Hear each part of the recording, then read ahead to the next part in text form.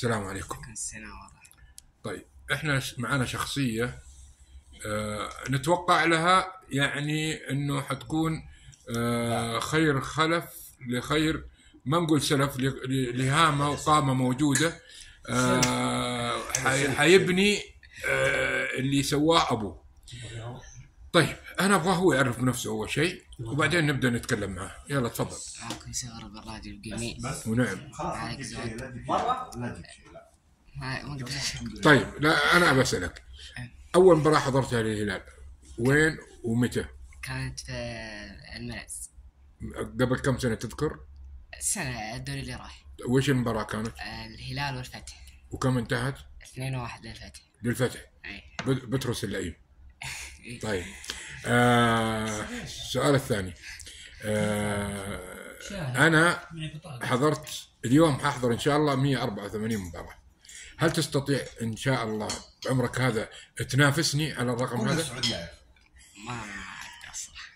لا إيه، أبغاك تنافسني على الرقم، أبغاك توعدني إنه تنافسني على الرقم. خلاص تم خلاص بإذن الله عز وجل.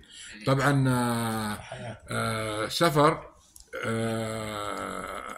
أبوه من الناس اللي إحنا نعتز فيهم، ومن رجالات الهلال اللي خلف الستار، نسميه الجندي المجهول. طبعا حنجيب الصورة عليه. الشيخ سفر، أبو سفر.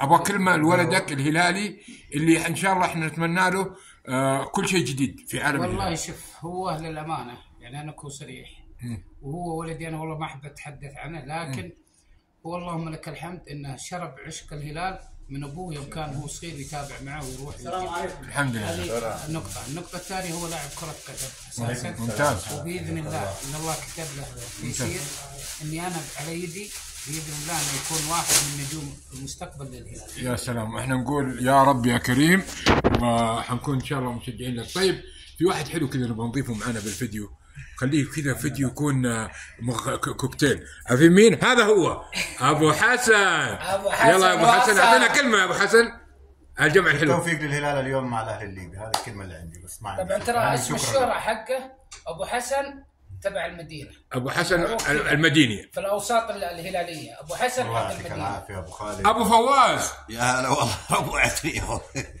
كلمه يا ابو فواز. يلا والله الفيديو الحلو هذا. نتمنى ان شاء الله ان يوفقون لاعبين الهلال ان شاء الله اليوم فوز ان شاء الله وفرح، وباذن الله ان البطوله هذه بنصيب الهلال يا رب يا كريم.